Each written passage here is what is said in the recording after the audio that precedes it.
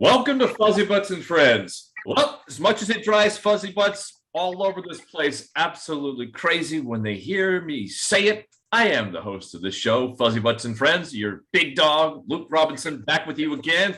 And back again this week, our co-host and occasional co-pilot of Fuzzybutts and Friends, Ginger Morgan. She's the executive director of the Puppy Up Foundation. Ginger, how are you this week?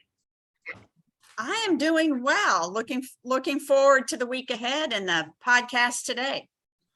We have a lot going on, yes, with Walk 3 coming up, but this is a topic and an episode and a conversation that I've wanted to have for a long time now, and I'm so happy that it's happened now, because as some of you some of you know who's following me and us and the host here of Fuzzybutts on Friends on social media is I recently lost my mother, who was diagnosed some 18 years ago with Alzheimer's. So this subject, this topic is near and dear to my heart. All of us, we all here in this podcast have lost a lot. And so without further ado, I want to get to it. I'm so excited and happy to introduce with us Sandra Grossman.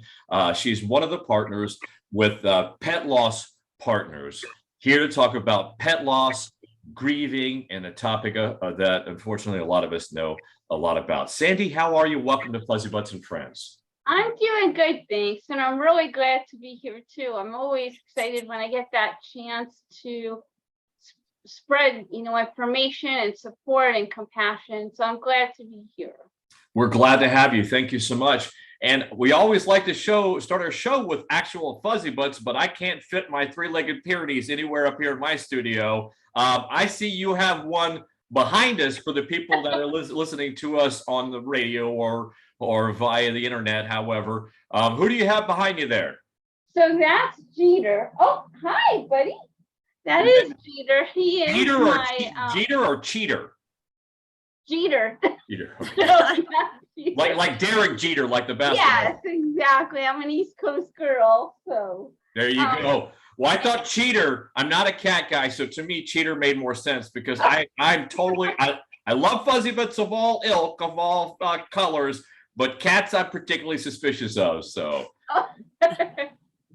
Well, he'll win you over really quickly, though. They always do. I love cats. I grew up with cats. I grew up with all chinchillas, groundhog, all sorts of various animals. So, but interestingly enough, though, Sandy, I was on your website this morning, and it's kind of portentous that you had Jeter there behind you, because the inspiration for Pet Loss Partners was actually a cat, Mozel Tov, I think, that died from lymphoma. Is that correct?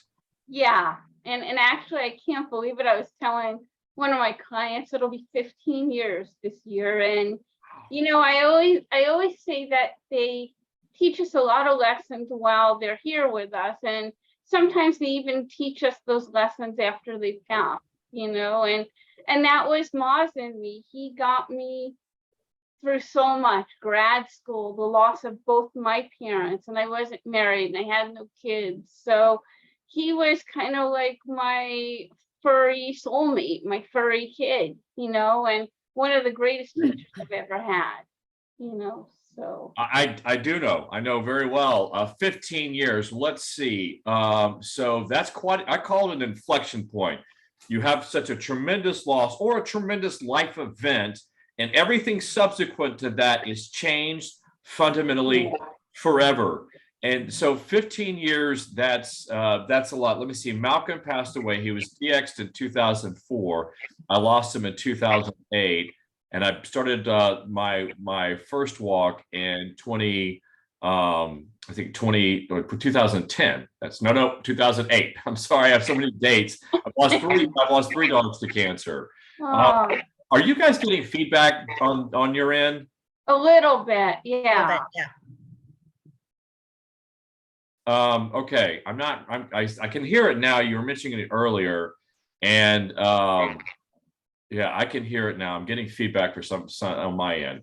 Is that affecting the audio substantially? I mean, I can still hear you. It's not a problem to continue. I mean, I don't know how it'll. Ginger, how's that sounding? I'm sorry to interrupt the podcast, but I can hear. I have this Lumina AI camera, and every time I use it, it seems to have something new type of quirk or something that I've never had before. But as I'm talking, I can kind of hear this clicking and this feedback on me. And it's just such an important topic. I don't want to have to redo it. I don't want to lose anything here. And I don't want, whenever you're talking, we're sharing stories. These are such important stories to tell, to talk about. And I just don't want to have that messed up. I'm not sure how to fix that. So if it's not that bad on your end. Yeah, no, it's not. I mean, Ginger, I don't know about you, but. No, it's not that bad. Okay. All right. Well, we're going to continue, audience. My apologies. But I'm getting feedback on my end just using the Lumina camera. And so apologize if there's any technical feedback on your end. We're going to go ahead and continue with this podcast. But again, these are such important, powerful stories. I just they deserve to be treated appropriately. All right. So Mozel Tov. So 15 years ago, Mozel Tov. It's just amazing how a cat or a dog can forever change your life, right, Sandy? Yeah, I mean, and back, so I lost him in so 15 years ago, I guess it was 2007.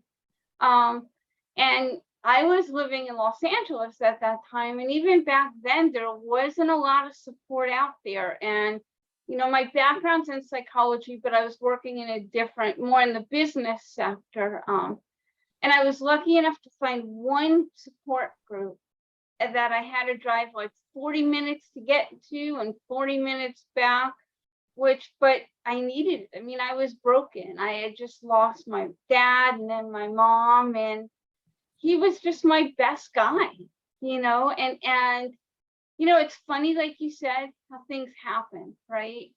About that time, it was the last recession that we had, and work wasn't going that good. And as I got the support, like I really felt like called to help other people. And so I went back and got trained and started out doing one support group, and one support group led to two support groups, and started going into different hospitals and helping not only the clients, but the veterinary staff. And it really, started to this point where it's my full-time job now, which is a beautiful thing. And it's so nice because every now and then people will say, "Tell Moz I said thanks," and it brings tears to my eyes every time they say that, because it really is all because of what he gave me. It is a beautiful thing. It is a beautiful thing, not only because it's inspired from the loss of a fuzzy butt, but it's also a beautiful thing, Sandy, because you've made a business out of it. You were able to do that because after I lost, wasn't Malcolm. I'm not sure how much you know about the chronology, but lost Malcolm to metastatic bone cancer 2006, started walking in 2008, got into Boston in 2010. Right after that, one of my dogs that walked with me, Murphy, was diagnosed with nasal cancer. Fought that really hard, lost him to cancer. And that was kind of like the coup de grace, because my first walk was supposed to be the healing walk, right? I had a game plan in mind, right? I was suffering so badly from Malcolm, and I just couldn't. I was like, well, I'll just walk, and maybe after I get done with the walk, my heart will be healed. And that was sort of the game plan. But within just a few weeks of getting to Boston, Murphy had blood coming out of his sinuses, and I was working on a book at the time, the book about the walk, ironically, and so I had to come pick him up from Memphis and take him out to Colorado State University, and he was diagnosed. So so after that, let's see, I'm just trying to fast forward. After that, we lost him. He didn't even last a year. We did 2 different rounds of radiation. Didn't last a year. And that devastated me. That whatever chance I had of not only healing from Malcolm's loss, the original pain that started my whole mission, I just descended down into a much greater darkness. And I was in East Boston at the time, and I had adopted Indiana, and I wanted to do something. I wanted to convert this, and I wanted to meet other people because I was really struggling in East Boston. I was struggling after the war. I fasted I really did try to heal myself. I fasted for 18 days after I lost Murphy. 8 years for Malcolm and 10 years for Murphy. And so that was about the most extreme punishment I think one could probably ever do to one's body. But it was so purifying, and I came away and I thought I was doing so good, and I just collapsed and cratered. And so I got to East Boston. I was just traveling, really. And then I settled in East Boston for a while. And so I tried to start a meetup group, and I wanted to do something, and I kind of thought maybe this was my next thing. And it was so hard. It was so hard to get traction. It turned into a bunch of people just drinking wine and crying and all these things. And so it didn't work out in that manifestation, but I always thought somehow somebody can figure out how to make a business out of it, to make an enterprise, not just a business, but an organization that's dedicated out there to help people like me that really were in a bad way and just struggling and didn't have a support system to really integrate into. So I am so happy. That's why I think your story is so beautiful, because you seems like you're doing it, and you've done a good job of it. So let's get into it. Let's talk about pet loss partners. Actually, let's talk about, before getting to the business side about it, how that works. Let's talk about something. I think probably the best way to start this is, I didn't know when Ginger set up the podcast, I didn't know that you'd done a study called the End of Life Pet Loss Study. So I think that that's the perfect jumping off point for this podcast. Tell us everything about this. First time I've heard about it.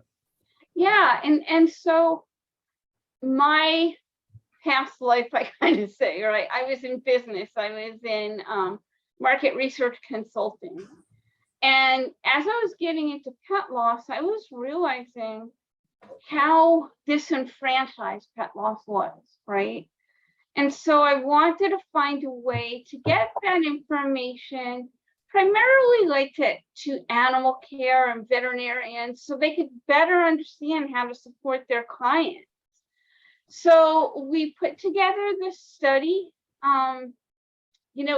We advertised it a lot on Facebook at the time with my clients. We put it on our website, and before we knew it, we had almost 500 people who had responded. And it really talks about both what pet parents needed at the end of life, and then also what they needed after they lost their pet. And this was out in California, correct? No, we had people from Mexico, Spain, Russia, Wow. all over the country take this study. Yeah, it was an online study. Online study. Okay, wow, that's something else. So what did you learn? Yeah. What are the bullet points for the study? And one of the biggest things, again, is at that time, and I don't have the study in front of me, but number one, what a gap there was. So, for instance, when we asked how many people needed support, it was maybe in the 80 percentile, right, of people who could have used support, versus how many people who were offered support, and that was only in the 20%. So there was that big gap, right? But also how important compassion is, right? So we asked this question, which was, how important was the compassion that you got from your veterinary team compared to the actual medical care? And I think it was about 75%, or maybe even more, said that the compassion they received from their veterinary team was just as important as the medical care that they and their pet got. And I think one of the biggest things that I talk to veterinary staff about is that last experience, whether it's just the euthanasia or whether it's the whole like end of life time period, makes such a difference in terms of whether or not a client will ever come back to that practice. It is such an impact. I mean, I talk to so many clients and they can tell me in exact detail about a loss of a pet from like 15, 20 years ago. That's the kind of impact these losses have on those of us who love animals that way. That's exactly right. You know, I think a lot about, you know, grief and loss, and for me, one of the things with Malcolm, one of the things I guess I had the hardest time with Malcolm the first dog I lost. I was in Texas, and I come from Texas, and I have 3 brothers. They're all great. They all have kids. They all have great lives. They're all doing great. But back in 2004, when Malcolm was first diagnosed, you know, I didn't really have, you know, any type of support network in place. I couldn't go to my family members because my brothers, my family, their attitude was, dude, it's a dog. And Right. I'm like, yes, I get that, but not really to me. And I'm having a hard time still.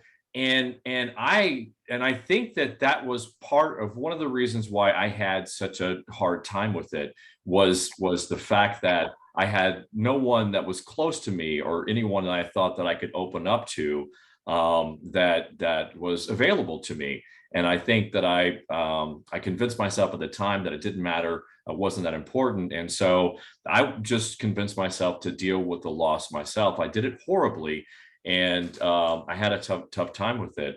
And so, you know, there is a tremendous need out there. But what I find so fascinating about the study that you've done is that gap that you're talking about, because thankfully, I said thankfully, 2 of the 3 experiences that I've had with cancer in my dogs have been with veterinarians that were great, and they made the difference. A good friend of mine in Connecticut, she lost a dog to hemangiosarcoma, and as she was there saying goodbye, they came in there and brought the urns to look at and the business side of thing, and it was absolutely horrible. And in thinking about the results of that study, it just, for me, spoke to the importance of having the type of relationship with the veterinary oncologist or the veterinarian as well. Obviously, cancer being the #1 cause of death in dogs now. You still have veterinarians. So that type of rapport or relationship, I think, is critical, because, you know, where I think medicine is limited and can fail us, mankind can be there and provide that compassion. And that's what remains. Absolutely. You know, I mean, I really think that, you know, and there's been studies, right, that show that grief suppresses our immune system. It affects us physically. And I think that having those people that, or just even having someone say, I am so sorry, you know, or I'm going to do everything I can to make this time for you a little bit easy, or something like that makes such a difference. All of a sudden, it's like somebody gives you that virtual hug. You know, you're not alone. You feel like people get it. It makes a huge difference. It does, and I think it gives more meaning and value to the experience as well. And so that's just such a trusted relationship. You know, our foundation, we talk a lot about cancer and the importance of going to a board certified veterinary oncologist. And not just because it's a belief, we don't believe that GPs, general practitioners, they can do a lot of the things that board certified veterinary oncologists can do. That's true. However, the veterinary oncologist has more experience, I think, with the grieving process, the saying goodbye. And I think, well, my experience, they are more respectful of that. And so that's it. So have you found it in your experience, Sandi, that veterinary oncologist, or I should say pet parents have a more favorable experience with veterinary oncologists than GPs? Is that what you Yeah, I definitely always recommend, and I think we always want to do what's best. And I'll tell you this quick story so I work really closely with Dr. Alice Villalobos, who is a veterinary oncologist. She's retired now, but she was in California and pretty much known worldwide. She's written a few books and things. And she told me this story that I love. And she said, after one of her patients have passed away, and she would check in with the family and she would say, come by, bring cookies, we'll have a cup of coffee, and it's like maintaining that relationship because, and this is one of the statements, there's good and bad. So in the study we did, we asked like the closed end question, but I think the questions that told the greatest story were the open end questions, right? And I'll never forget that one of the people who took the survey, they said, when our pet died, we felt like we died too. We never heard from the vet again or the practice. I guess we thought they cared more than they actually did, right? As opposed to, there were people who said things like, I'll never forget how kind and compassionate the vet was. They gave us that time we needed. They explained things. They took the time to walk us through the process. And I think when you do have a trained veterinary oncologist, right, you have somebody who really has that experience and has that little edge on knowing how to talk to people going through this, which is important. It is. And in our experience, 98% of veterinary oncologists have that. They have that level of compassion. They have that level of bedside manner, and that rapport still exists. A lot of our supporters at the Puppy Up Foundation, they still correspond with their veterinary oncologists. On the flip side, there are a couple of bad actors or people that probably should not be practicing, one of which was closely associated with our foundation. And Ginger and I, we were talking to him, and he made an offhand comment that he did not understand why his biggest supporter, his biggest person, still grieved over the loss of their Great Pyrenees, which I think was recent or relatively recent at the time or something like that. Yeah, it was. Correct. It was very recent. And she and I were just astounded. Yeah, basically, I believe he said, and Luke, you can correct me, was I can't believe she hasn't gotten over it, or she doesn't just get over it. And I was like, I couldn't even say anything. I couldn't respond because I just thought that was just so cold for somebody that, they seem to be so close and work together on stuff. And it's horrible. He's arrogant. Yeah. He's arrogant and ambitious, and he's a bad actor. So we found out he's a bad actor. He's no longer associated with our foundation. But unfortunately we withheld that information from our supporter and stuff. We probably should have. But that's important. That I think that's important that pet parents know that because there are bad actors everywhere. Every profession has bad actors. I've been high up in professions and in the professional world most of my life, and I know that that's always the case. There's no profession that's immune to that. But thank goodness in the veterinary oncology profession, it's 98, 99% of them are wonderful giving people that devote their life to helping pet parents going through the toughest time. But that experience, though, Sandi, as you were saying, can make a world of difference. Oh yeah, and look at, I think, like you said, there are I know I've had experience with vets who weren't specialists that were excellent and incredibly compassionate. And again, there's always outliers, right? I just think, I mean, if I had to go through another experience with cancer on one of my pets again, I would definitely want to go to a board certified veterinary oncologist, only because you want the most experience you can have, right? We want to do, and I tell my clients, whatever feels right for you, it's okay to get a second opinion. And I think even in human medicine, sometimes we feel bad saying, I just want to ask this person, right? And it's like, hey, it's our bodies, it's our health. We need to do whatever feels true and right for us. Well, you're absolutely right. You're absolutely right.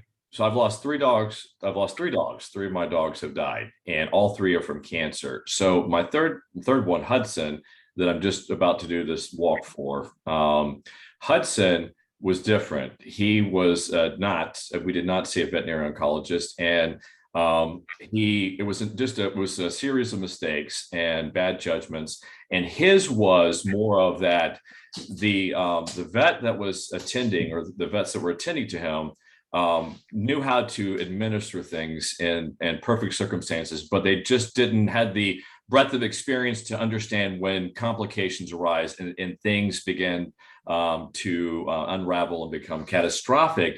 So the foundation, we always strongly recommend that you go see a board certified veterinary oncologist. But the reality is, Sandy, I'm sure you know, is that that could be 3 to 5 hours away, because there are some states like Arkansas, which is just next to Memphis, there are 0 board certified veterinary oncologists. So it's a very tough operating environment out there for pet parents. But that is certainly an additional reason that we recommend, is that when dealing with loss, you just need someone that has been through that, seen that, and understands how to deal with it, because it can be catastrophic. It was for me, to the extent that it deeply affected my life. And I didn't have any understanding of PTSD. To a certain extent, I was caught in a loop, replaying Malcolm's first final moments, just couldn't get out of there. So I didn't know what I was dealing with at the very beginning, when I lost Malcolm. And so I didn't know any of the tools out there when I had Malcolm. So it's wonderful what you're doing, and the importance of what you're doing. I want to get back to the term you used a second ago, outlier, because I really want to get to this point. Is the audio still doing okay over there? I've got to check on this. I can hear you fine, but you can hear some feedback on something, but your voice is fine. Your level is fine. Yeah. Okay, I'm not 100% still sure what that is, but I just want to check and make sure that that's not a problem on your end. So you use the term outlier, and I want to talk about this because I've really thought a lot about this, Sandy, because I just didn't bury my mom, but I just went down for the funeral, and I've said this since I lost Malcolm. I said this to people: I'm an outlier, that I responded non-normally, abnormally, supernormally. I like the term supernormally, above normally, certainly not subnormally, supernormally, to my loss of Malcolm and to my loss of Murphy. And you could probably make the case that I'm acting abnormally or supernormally to my response to my loss of Hudson. And so I thought about that. I've thought about that a lot, and I've referred to myself publicly as an outlier. And I think I've used that term as kind of like my red badge of dishonor, like the scarlet letter, as like my hair shirt. And maybe in part to humble myself, but I realized maybe that's not right. Maybe that's wrong about me. Yeah. Maybe if Malcolm, Hudson, and Murphy had been human kids, maybe I would have reacted the same way to them. So maybe I'm only reacting to what I consider my kids, and those kids are only of the fur kind and not the human kind. And so for that reason and other reasons, my loss and grief and the 14 years since I first lost, it's 14 years since my first walk, but 16 years since I lost Malcolm. This sort of state of atonement and that I've been going through is maybe just a normal reaction to that. What are your thoughts about all that? Yeah, and and I think this is part of the problem, and I don't want to get on my soapbox here, right? But I think our society just doesn't know how to help people who are grieving, or even how to grieve, right? We're never really taught what grief is. I think we should talk about it in schools. What loss is, that it's okay to grieve, right? And what is normal grief? I mean, it's not like, if you were to look in a dictionary and look under the description of grief, right? Definition for grief, it doesn't talk about grief is the feelings of loss for a two-legged or a four-legged. It just talks about the feelings of loss. It doesn't even describe how intense they're supposed to be or how little they're supposed to be. And I think that's what we need to remember, is that we all have our own personality.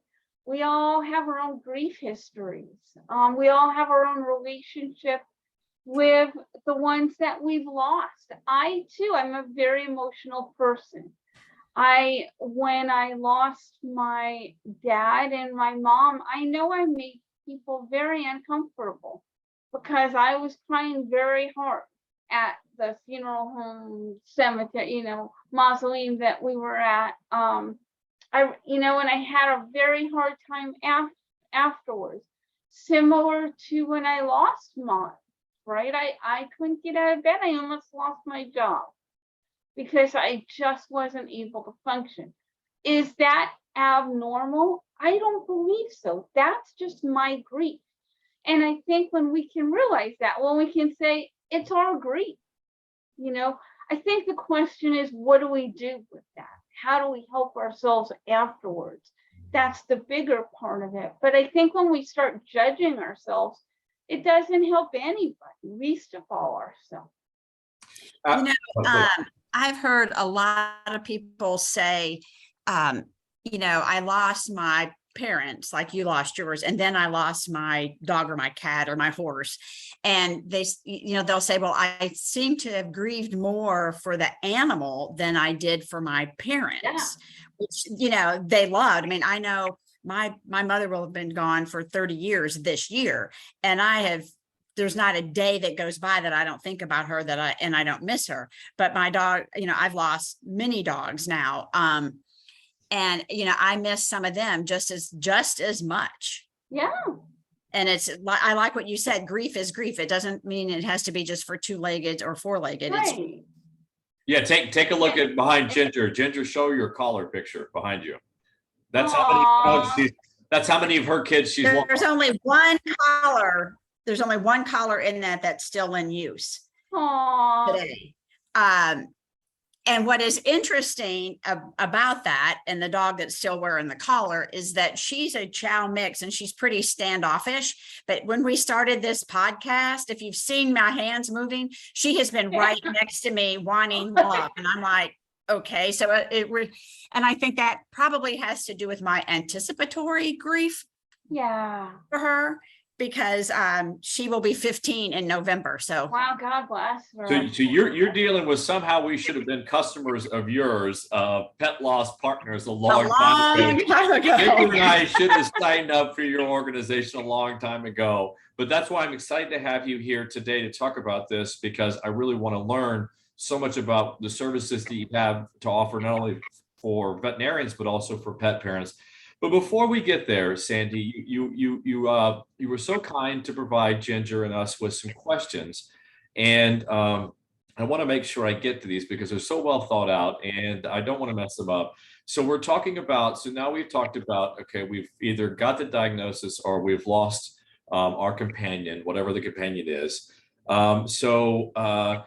what are your suggestions for people to help them get through this, get through not only the diagnostic, the point of diagnosis, when you get the diagnosis, what should they do? And then after their companion is gone, walk us through what you would recommend. Sure. And so for, even Ginger, when you're just dealing with a dog, a cat, pet who is aging, right? And we know, unfortunately, their lives are way too short. Yes. But I always tell people, and it's funny because we do go through this anticipatory grief. And I have so many of my clients say, I want to be ready. I want to be prepared. And I always tell them, okay, forget about that, right? Are there certain things, and I'm going to mention a few things that you can do, but no matter how prepared you are, grief is grief and it's going to hit you. That being said, why not remember that today they're with us? Don't lose today. I remember when we met you back, I think it was 2014, we were talking about that, and I've repeated that to many people, and I try to keep that to myself. I'm living today just like she's living today. Yeah. And it's inevitably it's going to happen, but I can't worry about that now, or I'm going to react to it now. Right. And I will tell you, one of my regrets, I guess, in a sense, is that in Moz's last maybe month, it was only a 3-month period that between diagnosis and his passing. I spent so many nights, and of course I was working in a totally different field. So I'd work 8-9 hours a day, come home, feed him, pet him, then get on the computer looking for this perfect cure, right? And I could have spent that time with him, just sitting there petting him. I could have spent that time, grooming him, playing with a little toy. Instead, I spent hours and hours looking for that cure, and there was no cure.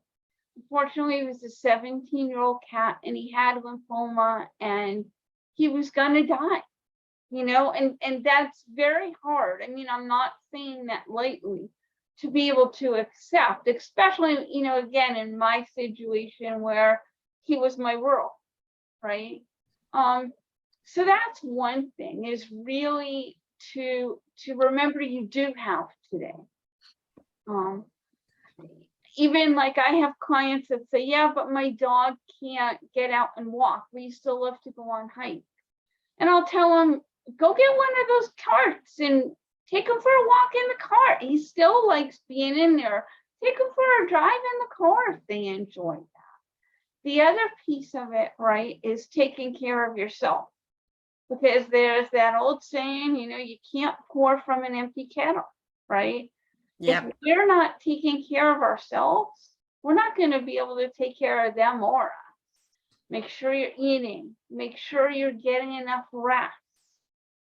Yeah, we'll get to self-care in a minute, because that's a whole separate topic. Because that's something I'm notoriously bad about. I think we all are. But I'm also bad about what you just mentioned. I'm truly a grown child, and I defer everything. I defer grief. I defer love. I keep everything I love at arm's length, because I've been hurt and I've been crushed. And so now my newest and latest adoptee, Grayson, is because I adopted him in Hudson. That all happened within a short period of time. And I have a hard time snuggling with him. I tell him I love him. I give him affection, but I know I'm keeping him emotionally at arm's length, and I won't let him in. Now, I realize that once we get on the walk, and this is one of the reasons, is that at night in the tent, we're going to have a lot of snuggle going on. So I hope to build that rapport relation with him. But I got to tell you, though, Sandy, is that, men especially are really good at deferring, just postponing everything until the inevitable end conclusion, which is they just fall apart. And I fell apart famously. We're skipping around, but let's go ahead and dovetail into this. I try to keep this fluid and go with where we're at. Speaking about that, you wanted Yeah. to talk about with coping loss and medicating grief. And that's kind of what I talk about. I think that's an important place to go and where we're headed, because so many people, and we live in a society right now, I think that you have two camps, is that some people believe, it's their school of thought, that grief, you have to be very careful with medicating grief because grieving is a natural process, right? It's 100% correlation to grief and how much we value something in our life, right? If we don't value it that greatly, probably we're not going to grieve for it that greatly. So grieving is the way nature made us. Nature made us cry. Nature made us sensitive, because I think that that's how we know what family is, right? Versus this that's non-family. So it's a very natural thing. So let's talk about loss. And so you prepared us for some of the things to think about as you're losing someone and after that. And let's talk about coping with that loss and how you know when you know how to medicate. Go ahead, please. Yeah, and I will tell you, so when I lost Moz, like I said, I almost lost my job too, because I couldn't get out of bed. I couldn't function. I had another cat. I know I was feeding her and changing the litter box, right? Because she was still alive. But I literally got to a point where my boss said, if you're not able to come in, I'm going to have to look for somebody else. And I had worked for him for many years. So I did go see a psychiatrist, and I did get on antidepressants for about 6 months. Now here's the thing, and I always tell my clients, there's nothing wrong with that, right? Did the antidepressants take away my grief or sorrow? No, they didn't. They allowed me to go to work, though. They allowed me to function. And so I think if you're really getting to the point where it's affecting your relationships, your work, and you need a little bit of help, there's nothing wrong with it. I don't believe, we do have people who kind of self-medicate, right, with alcohol and things. Well, alcohol's a depressant. So really it makes you feel good for a moment, but then it only makes you more depressed afterwards. Some people do it with food, right? I think that we have to be careful, everything in moderation, right? Not to say you can't have a glass of wine to relax you, but if you're drinking a bottle a day, that's a problem, right? But in terms of going to see someone and getting on antidepressants, or something to help with the anxiety, I don't think that's anything wrong. And I think there's a misnomer that, oh, you're not going to grieve if you do that.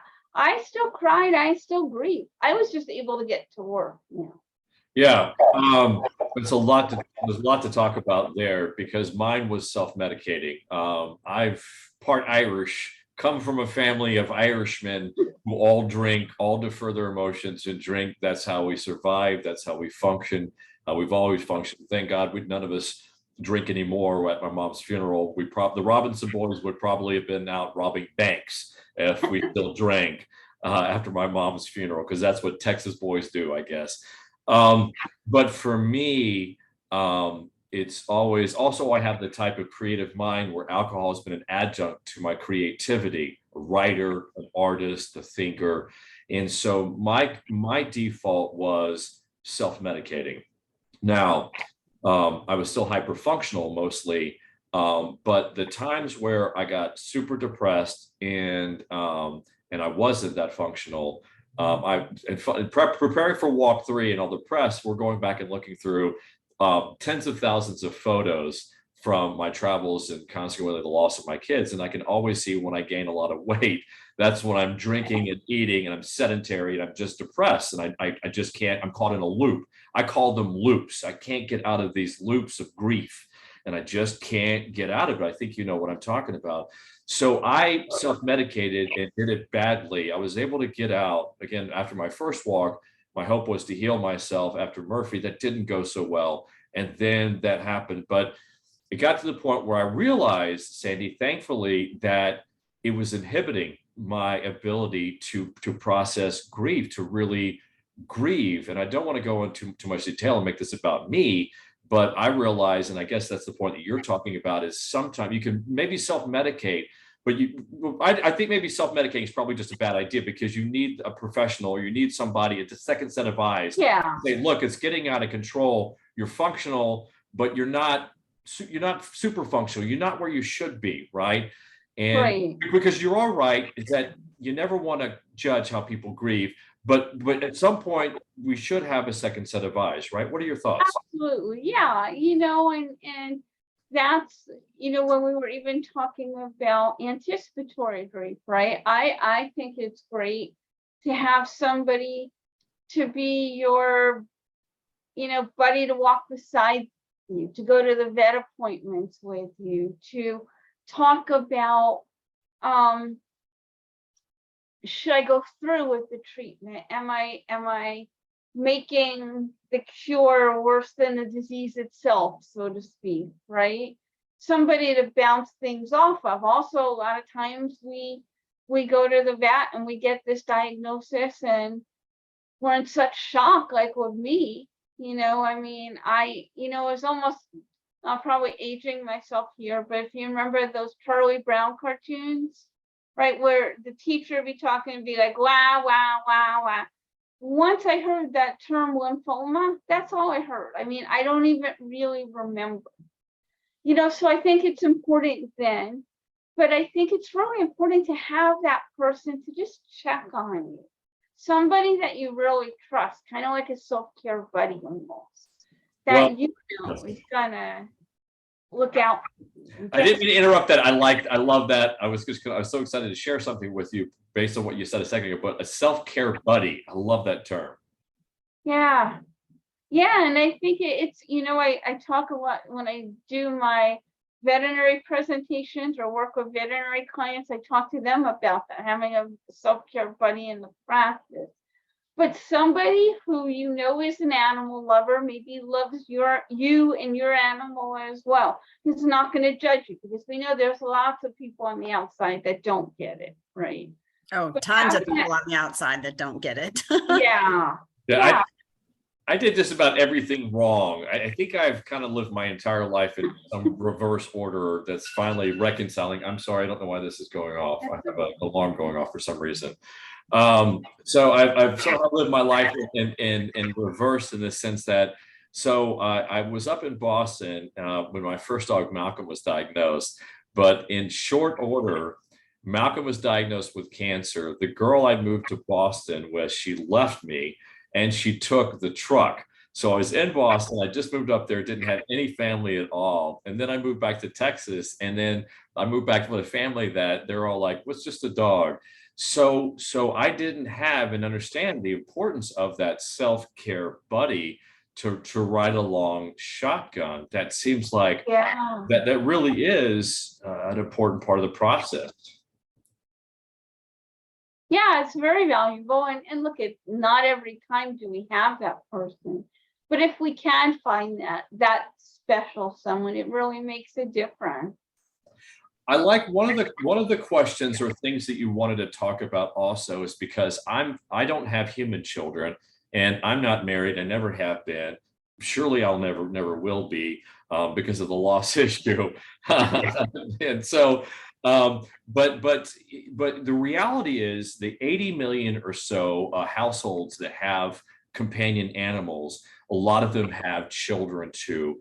And one of the things that you wanted to talk about, Sandi, which I think is so important, is that for the pet parents that have children, that they get that point of diagnosis. How do you recommend families help their children deal with the diagnosis of cancer or whatever fatal illness, and then the loss?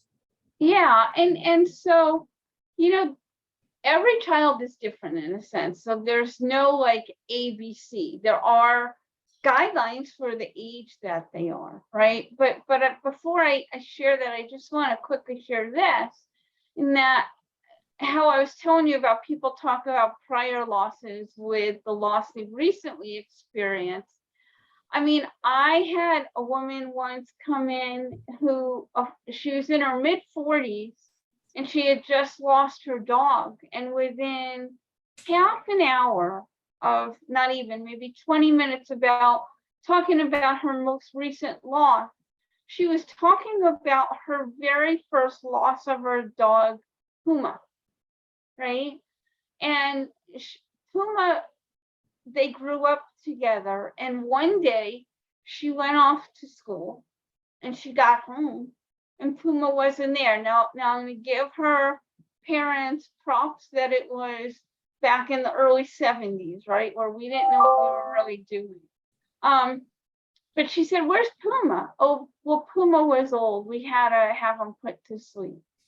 And here she was, like 35 years later, talking about her loss of Puma, because it brought it all back. She never had a chance. I mean, and that's the thing I think is so important, is that we have to realize that just because you're a child, again, you still love, you still grieve.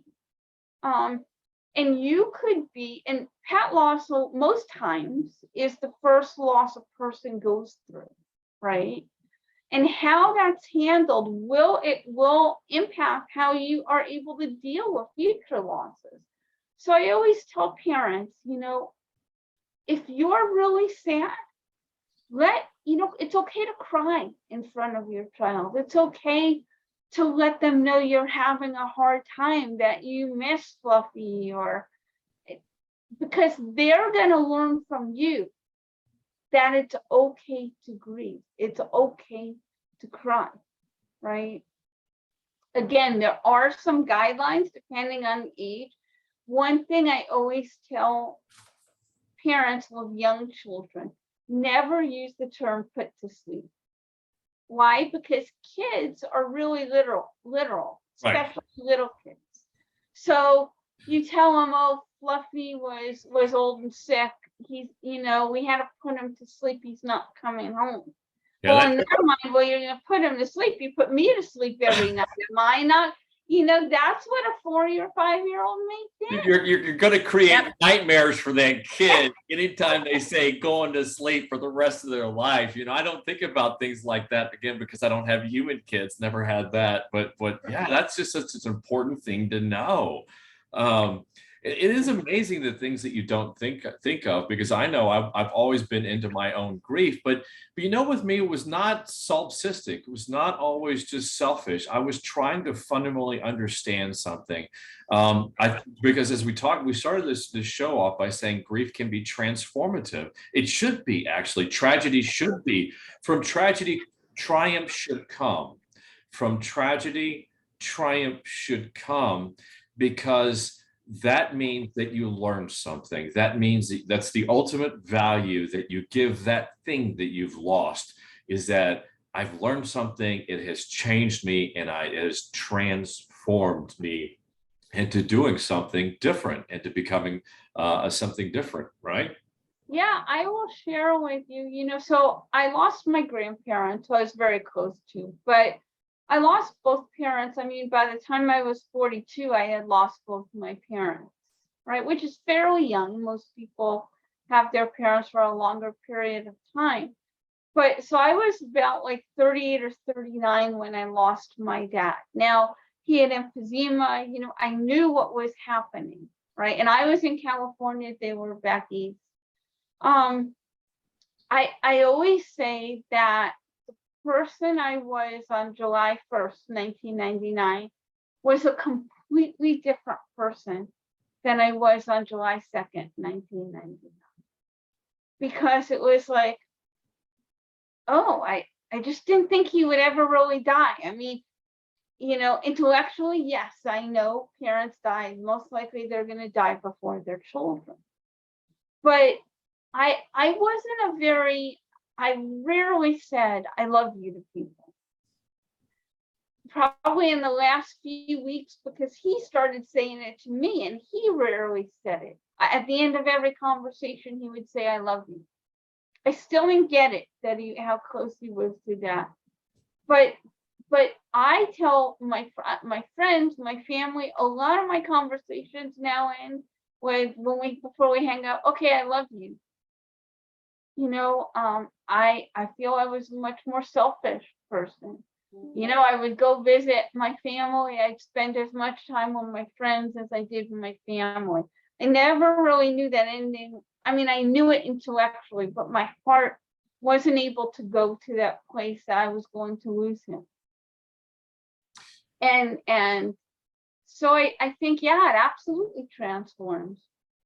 And it should. The greater the value, the greater the love. I think that the greater the transformation or inflection point. And I find myself now, after losing three of my boys, three of my kids, that I call them and will forever refer to them as my sons or my boys. In part because I believe that, and also in part because I challenge the notion from a societal standpoint. I do it deliberately and specifically for those reasons, but they are my kids in lieu of or vicariously of not having human kids, and I should protect them and defend them and fervently and passionately as any parent should. So that's why I no longer refer to myself as an outlier. But the transformation thing, I think, is so important because that means a lesson has been learned. I talk about how the grief and the regret that I carry are the mistakes I made, the medical decisions that I made, but I made the best decisions that I probably could at that time that were available at that time. But I take that onus on myself, and I should take that onus on myself, because when I make mistakes, it challenges me to not make those mistakes again in the future. So for me, I find grief and suffering a very, very complex, dynamic environment where you've got to do it. You have to take that onus. You have to take that, or else the lessons aren't learned. And if you don't learn those lessons, as you know, then you're liable to make those mistakes, especially from a medical standpoint, again in the future. So I do think that we live in the strange part of society where you have medical professions that want to try to lessen grief and the pain and the catastrophic effects from self-medicating, from the damage that people can do by regret. People could do some serious damage from regret and suffering. And I know this intimately, but the balance is you have those people, medical professions that want to protect us, but you have the other side is where it's good. It's healthy suffering, healthy grief, and healthy. And I know that we're at this place in scientific understanding where science cannot give us explanations. Our understanding of the brain is extremely limited, especially as it pertains to emotions. And so that's why I think that this topic is so fascinating. So make this podcast actionable. Go ahead, please. But I want to talk about how people can find your services. But go ahead, please. Sure. Yeah. And I just want to, kind of touch upon something that you said, because I think it's really important for pet parents to understand, right? And I'm going to use Moz as an example. So I lost my dad in 1999. My mom got sick in 2000. I lost her in 2003. So 2004, Moz started dealing with aging problems. I lost him almost exactly. There's a week difference, 4 years after losing my mom, right? When he was diagnosed with lymphoma, and again, there are some parts I just don't remember, right? But when they said we could either do palliative care or we could treat it more aggressively, and I think they might have said 6 months to a year, right? That palliative care wasn't even an option. I had just lost my dad. I had just lost my mom. It was like, you're not dying. You are not dying. I emptied out my IRA. I maxed out my credit cards, right? And I still lost him in 3 months. And in those last few weeks, he went from a 10-pound cat to a 4-pound cat that couldn't even get to the litter box. He actually, when I think back on it now, he looked like a Holocaust survivor, That's cachexia is what that's medically called. It's where the body eats itself. It wastes away. And Yeah, that in of itself, Sandy, is trauma. I've seen it way too many times in my travels. So it's very traumatic. right. But now I know I waited too long, right? I know that, and it's okay. I can say that I was keeping him around because I couldn't say goodbye. His last day, he had seizures. We had to rush him to the vet. He was euthanized. Okay. Did I make the best decision? No, I didn't. Did I learn from that? Yes, I did. Do I think he held it against me? I know he didn't. Right. At that moment, like you said, I was trying to make the best decision I could. Right. I will never put a 17-year-old cat through aggressive, or a 17-year-old dog, right, through aggressive cancer treatment. That's my decision, right? But I guess what I'm saying is we all learn, and we all do the best we could. And the thing that I know that he knew is how much I loved him. I loved him from that very first moment I saw him to that very last moment I had to say goodbye. Yes, I made mistakes. I'm human. I'm not of that. I think as pet parents, sometimes it's really hard, but we have to realize that we can only control so much. Can't control cancer, can't control aging. We do the best we can. And the most important thing we do is that we love them. That is our greatest job, to love them. And I think we do that perfectly.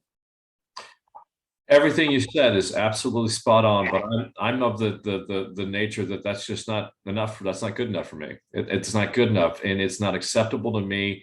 And I'm just driven by that. I'm driven by that. And you could make probably a very good case that I want to be able to control as many of those variables as possible. Yes, aging is a disease. It's a reality, but we know that we can extend lives and we can extend the quality of lives. And it's all just it's a function of our scientific understanding and will. But at the end of the day, it's out of our control. Entropy gets to us all, every single one of us. That's the way it goes. That's the bargain for life, that death has surely come. Yeah. There's a wonderful, wonderful philosophy I'm just learning about because I'm getting into NFT art as a way of translating my loss of my boys into art and trying to make it beautiful and something I could share with other people. And the concept is called memento mori. Are you familiar with that concept? No, I'm not. It's called remember. It's Latin. Memento. Remember, mori, die. Remember to die. Remember to die. And it's a philosophy that death is always there. Death is always around us. And the more that we carry that awareness with us all the time, the more that it's ever present, we remember that it's always there. It can make us live perhaps potentially a more rich, fulfilled life. And I think also the life a dog would live, because I think one thing that's very apparent to all of us is the dog lives in the moment, right? The dog is there. It doesn't matter if it has cancer. It doesn't matter if it's not feeling well. If it can get up and move around, it will wiggle its tail. It will love you. It will love everyone. It will still continue to love. And so to me, the dog is nature's perfect expression of love. And so that concept of memento mori and living in the moment, I don't do it. I call myself the big dog, your big dog. I call that, but that's something that I cannot surrender myself to. And I hope one day, maybe after walk 3 or during, I can get that, because I think that's so important. That you said it earlier in the podcast. You said that the pain, the grief is part of the love. It's a line from a movie from Shadowland with Anthony Hopkins, something like that. And it is true, when you love something, when you love someone, then you automatically sign up for that pain and that grief, whether you recognize it, whether you agree with it, whether you choose to deal with it beforehand. It is part of the deal. Yeah, absolutely. And I think you're right. I always like tell my clients, whether their pets have cancer or kidney disease, I always say a dog, a cat doesn't know the word cancer, right? So they have no fear around that. They know they don't feel good, but as opposed to a human who gets that diagnosis of cancer, there's all these emotions that come with it, right? A dog, a cat, they don't know that. They just go on living and do what they can that day and try to make the most out of that day. And I think the greatest gift we can give them is to help them make the most out of the day, and to make sure that their needs always come before ours. Well, Ginger's really good at that with her kids. I'm not as good as that as I am. But you're right. It's important because they don't know. We have a calendar called Cancer Can't Keep a Good Dog Down. And it's that spirit, that undaunted spirit and courage. And to a certain extent, it's also ignorance, right? They do have that. They don't know. But when you stop as an educated person, and I stop and I think about it, wait, what am I talking about? We're all in a constant state of decay and death right now. We're just at a certain stage of that. And none of us really know at what stage we are at that, right? So this fixation with death and the things that we cannot control, or the uncertain things we can't know, it's just a useless exercise to a certain extent. Yeah. So I hope I can actually truly one day become the big dog, your big dog to everyone, and learn that most valuable lesson. And I appreciate it now more as I've gotten older. Family means a lot more, spending just snuggle time with my kids. But I am still driven, and it's hard for me because I think that's important, because I think that humans are also given the unique ability to produce and do things that other species can. And our time here is very limited. And so by extension, we should also make we should make as tremendous a contribution to our community, our species, to this world, our shared ecosystem, in the time that we have available to us. So it's this great dynamic. I think it is a dynamic. It really is. It's just beautiful. It's like a beautiful opera. It's this beautiful opera of the high notes and the low notes, the sadness, the pain, and the tragedy. It's just life. It's beautiful. Ginger, why don't you talk for a while? You know so much about this topic, and I've dominated this and yapped for some time. So please share let's talk about some of the stories. Let's have some good fun stories about Budman or something like that. Please go ahead. It's the story and the lives of, for people listening, they can't see, but I have and Luke talked about it earlier, I have a photo of like all my dog's collars up to a particular point. And I can look at those collars.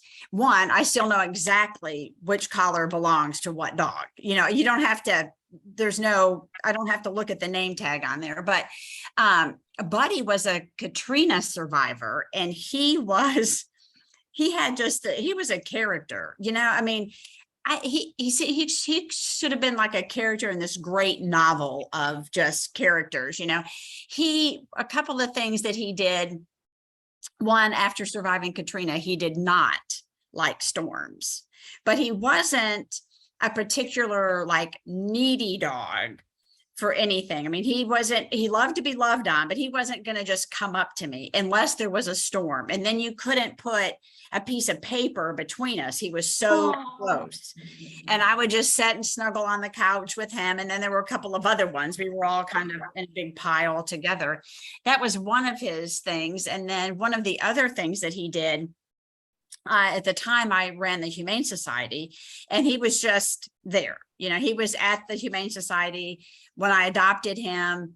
It was kind of funny that we just gave him the run of the Humane Society. And I was pulling out one day, and I had my dog Pete with me and Lily's the survivor. I still have her collar. And I looked at the front door of the Humane Society. He was standing there like, "You're leaving me." I was like, okay, that's it. I couldn't put him. I think I was in my Miata with Pete, who was a Rottweiler German Shepherd mix, and Lily, she was a puppy, but still a chow mix. And so there was no place to add a third dog in that car. But after that, I started driving my Explorer to work, and he came, he was mine after that. But him living there, he would always go to my coworker and friend, Peggy, to go outside. He never, ever came to me when he needed to go to the bathroom. He always went to Peggy. And she was actually talking about that the other day, about how much we missed him. Well, I just celebrated his passing 2 days ago. So he passed on the 8th. But yeah, he was a character. What I love about Budman is I got to know him most because Ginger and I, when I lost Malcolm, Murphy stayed for some time here in Memphis with Ginger. And then after we lost Murphy, Ginger was very upset about it. And Budman, I called him Buddy Budman, he loved Mom. He loved Ginger so much. But when Ginger got sad and cried, Buddy he didn't want to have anything to do with Ginger. He was like, "I love you, Mom, but when he gave her the ball." He was not the emotional support buddy or the support buddy. Budman was not the support buddy for his mom, which I thought was so weird. It's like, you love your mom, you're there by her side, but as soon as she sheds a tear, boom, you're out of there. I always pictured that before Katrina, he was owned by an elderly gentleman that sat on the porch and like a rocking chair or something, you know, with Buddy by his side saying, "We ain't got no time for no emotional women."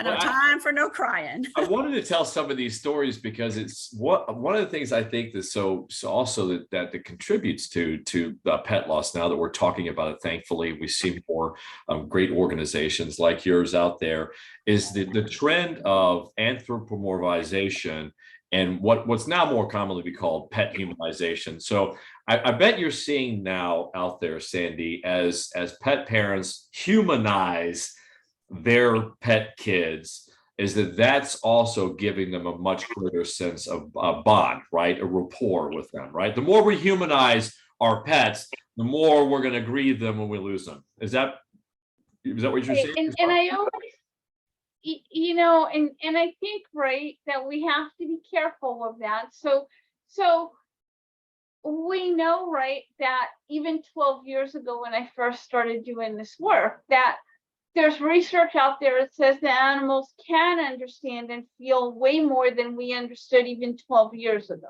right?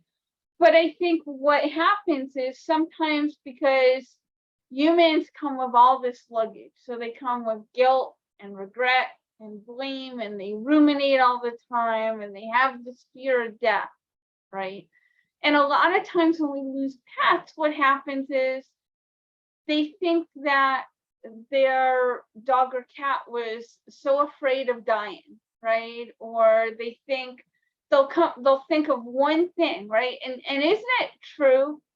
And I think so many of us do it. We spend their whole life making sure they have the best toys and the best food and the best van and stuff. And we do one thing maybe that wasn't perfect. Like maybe we didn't take them with us on that last vacation, or maybe we didn't. And that's what we focus on, right? That one last thing. And I always tell pet parents that animals don't focus on it. They don't even remember it. You know, they live so in the moment, and they're not afraid of dying. And wouldn't it be a great thing if we could be like that? You know, like a lot of pet parents will say, like, I feel like though he didn't want to leave me. And that could be true, but at the same time, they also know my body is dying. This isn't going to work out very well, kind of, so to speak. They understand the truth of it, you know. Right. Well, yeah, I certainly understand. I certainly understand that delineation about pet humanization and emotions. I was more so speaking about like hoodies and things. The more that we make pets, the more that from a societal standpoint, rather than a personal standpoint, the more society humanizes our companion animals. I think the greater the loss, the society as a whole Absolutely. attaches to it. And so I was saying that that's a good thing. So I was going a bit of a different direction, but I apologize for that. We are kind of running a little bit long, and I want to get to the most important thing, is that how pet parents can find out about pet loss partners. And more importantly, you have a ton of events that people can join and be a part of via Zoom. So please talk about that, Sandy. Yeah, and so I also just want to quickly, if it's okay, give a couple of coping strategies that Absolutely, please. and so the biggest thing I always tell pet parents, right, is, and we've kind of been talking about it during this time, allow yourself to grieve. That grief is really valid, take good care of yourself. We've talked about that too. Make sure that you're getting rest. If you need to take something to help you sleep, but I like to go more holistic, right? Go ahead and do that. Make sure you're at least eating a little something or exercising. But to know, and this kind of gets into what you're talking about, that you don't have to go through this alone. It's not like it wasn't like when I lost Moz in 2007, right? And you may have people around you that don't get it, but there are so many people that do, and that are there to help you walk through this grief journey so you can begin. And so that's what we do, right? I offer individual sessions, especially, what did the pandemic teach us? Exactly what we're doing, Zoom, right? I mean, we don't have to be sitting right next to each other anymore. I do individual sessions either by telephone or through Zoom. I also have a couple of incredible virtual pet loss support groups each week. I mean, we have people all the way from California to Rhode Island. I mean, and in each group, you're with about 5 to 10 people who, even though our losses are different, we all get it. And we talk about, it's a place to say how you're feeling and hear how to cope with it, hear how other people are coping with it. So I do the individual sessions. I do the support groups. We also have an online chat room a couple of times a week. The difference between the chat room and the support groups is so the support groups are through Zoom. The chat room is online, right? With the chat room, and there are a couple of pet loss specialists always there as well. I lead the support groups. But in the chat room, you have more, and you know where the chat room is. You have several people talking, and there's different conversations going on. Whereas with the support group, it's more of, even though you're with other people, everybody gets their own little piece where everybody focuses on that one person. So that's the 3 ways that I offer support. I will tell you that if anybody's listening, watching to the podcast, and they want to send me an email, I will, as being one of your supporters, offer them a discount on an individual session and on a group. So all they have to do is email me at sandy@petlosspartners.org and let me know that they've heard or watched the podcast, and I'll give them a code and they'll get a discount on any service they're interested in. And that's Sandy with an I, correct? Not a Sandy Y. with an I, yeah. Yeah, I made that mistake earlier. Wanted to point that out. Well, that's precisely what I wanted. I wanted pet parents that are listening to know. I always like takeaways. I don't like I try not to just talk academically. Knowledge has to be put to use somehow. So I wanted that. I apologize, Sandy. One of the other big bullet points that you wanted to talk about was compassion fatigue. It's very important. That's a very, very important and it's still relatively not well understood concept, sociological, maybe societal concept. But I've been through it myself. I know my dad just took care of my mom in the most extreme.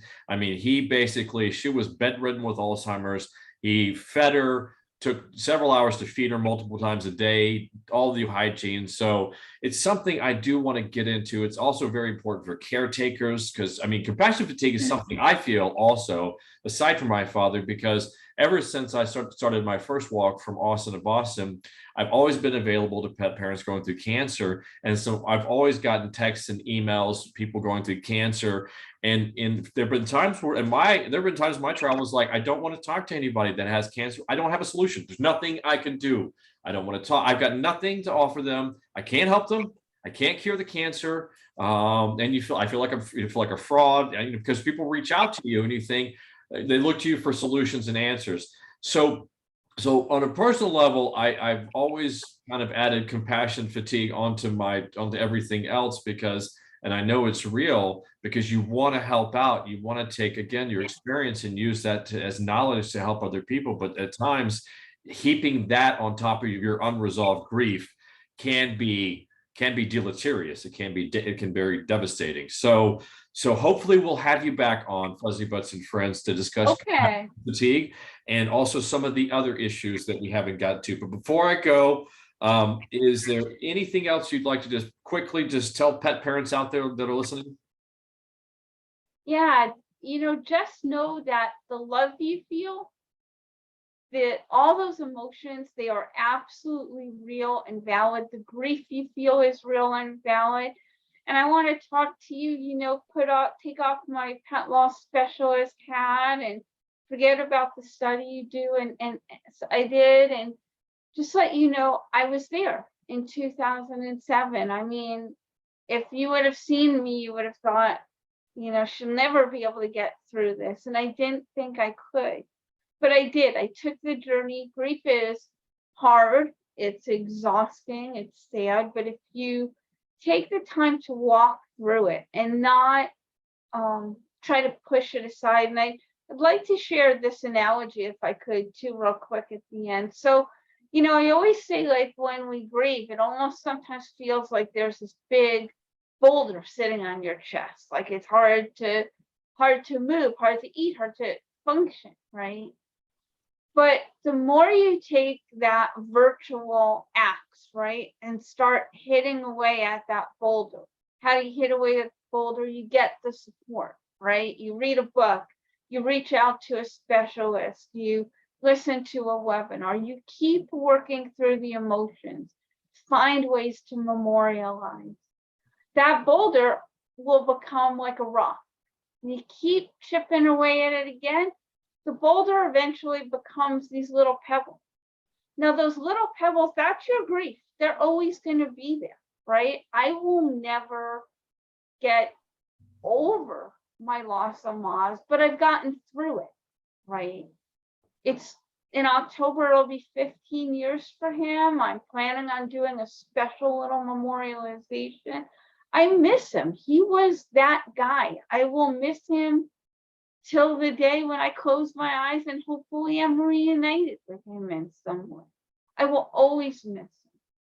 Does it feel like it did 15 years ago? No, it doesn't. And I have a good life and I can help others. So I just want to kind of put that hope out there that it's possible and that you don't have to do it alone.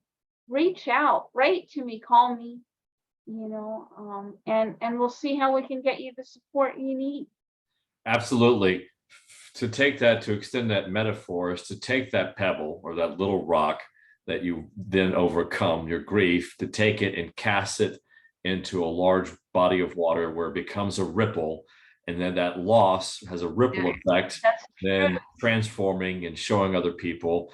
And then the analogy that I'm using is the rock becomes the ripple, which then becomes the river. So my biography or autobiography, certainly the documentary that I'm working on and the book about my travels, that's actually the title, The Rock, the Ripple, and the River. And that's how I have tried to, I really did a bad job of extending your metaphor with my own, but that's the title. That's how I've come to understand my loss and my journey.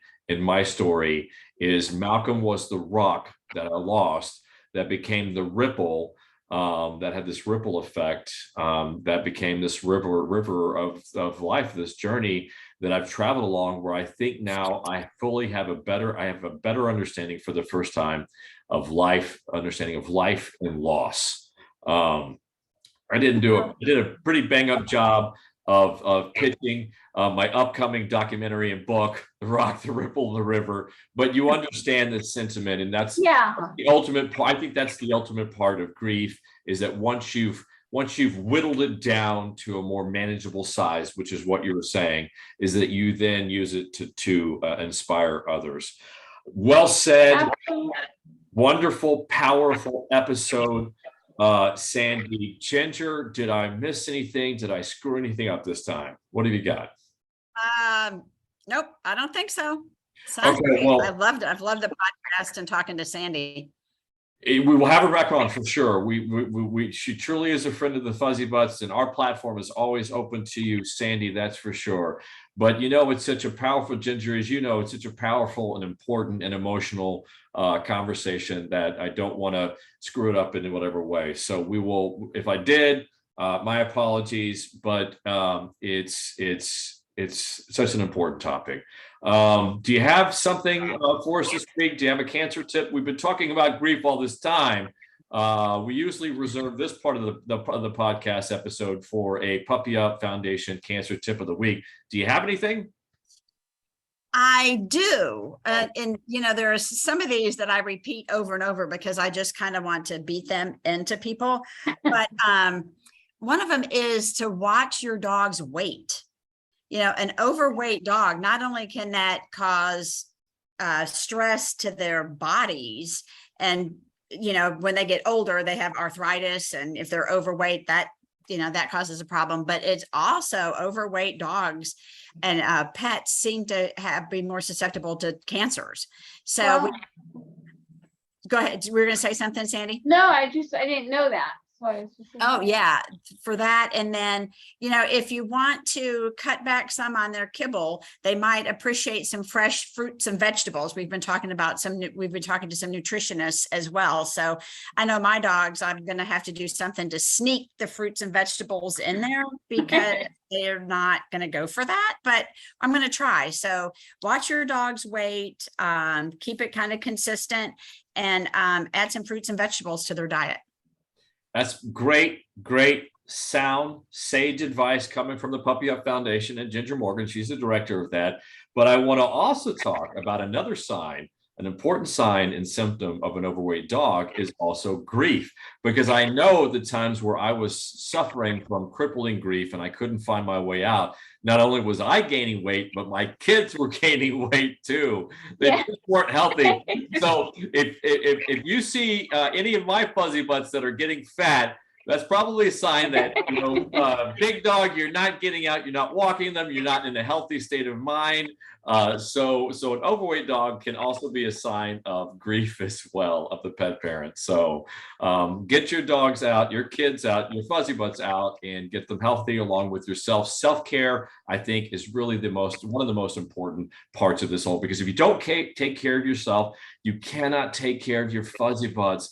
It can be crippling, and they get the downstream effect of that. So lots to talk about. Sandi, thank you so much for being a part of this episode.